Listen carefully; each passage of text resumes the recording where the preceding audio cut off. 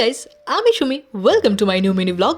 দেখো, একটু বাড়ির বাইরে বেরোবো বলেছি, মা কেমন বকাঝকা শুরু করে দিয়েছে। এদিকে 24 ঘন্টা কিন্তু আমি বাড়িতেই পড়ে থাকি, তখন কিন্তু আমায় কেউ পাত্তা দেয় না। 2 ঘন্টার জন্য বাড়ির বাইরে বেরোবো, তাও বাড়ির সামনে, তাতেই মায়ের অবস্থা।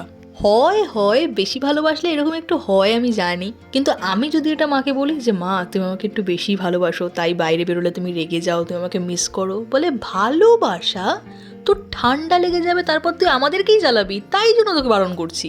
যাই হোক, বিকেলে আমি হাঁটতে বেরিয়েছিলাম মায়ের সাথে, হেঁটে বাড়ি ফিরেছি 5টায়, আর এখন বাজে 5:30। এখন বেরিয়েছি আমি আমার বন্ধুর সাথে একটু দেখা করতে, টাইম স্পেন্ড করতে পাটুলিতে।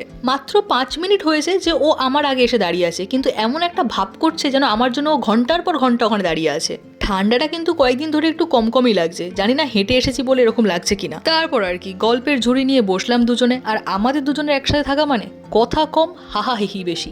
শুধু মুখে কি আর গল্প হয়, রীতিমতো ধরে বেঁধে টেনে নিয়ে এসেছে ঘটি গরম দাদাকে তৃষা। সার্টেন প্ল্যানগুলো না সত্যি খুব ভালো হয়, মানে অনেকদিন ধরে যদি প্ল্যান করে রাখো, সেই প্ল্যান পরে গিয়ে ভেঙে যায়, কিন্তু সাডেন যদি মনে হয় যে ভাই চল একটু দেখা করি, সেই দেখাগুলো হবেই হবে। খুব পুরনো যে ফ্রেন্ড সার্কেলটা আমার বর্তমানে আজও রয়েছে, সেটা এদের সাথেই। আজকে তৃষা রয়েছে, বাকিরা আজকে আসতে পারেনি। 1 যুগ ধরে বন্ধুত্ব আমাদের, 12টা বছর হয়ে গেছে আমাদের বন্ধুত্বের। স্কুল, টিউশন সব একসাথে। দীর্ঘজীবী হোক এরকম বন্ধুত্ব, এটাই আশা।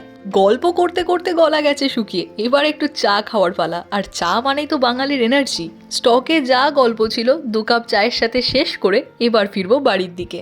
বাড়ি ফিরেই ডিনারটা সেরে নিলাম ঝটাপট করে। গরম গরম ছাতুর পরোটা আর সিমই, দেরি কি করা যায় বলো? এটাও আমার কাছে ফেভারিট আইটেম। আরে খাদ্য রসিকের কাছে ফেভারিট না বলে কোনো খাবার হয় না, উচ্ছেটাও ভালো লাগে। তো যাই হোক, আজকের মতো ভিডিওটা করছি এখানে এন্ড। দেখা হবে এরকমই নতুন নতুন ভিডিওর সাথে প্রত্যেক দিন। সবাই ভালো থেকো, সুস্থ থেকো, বাই।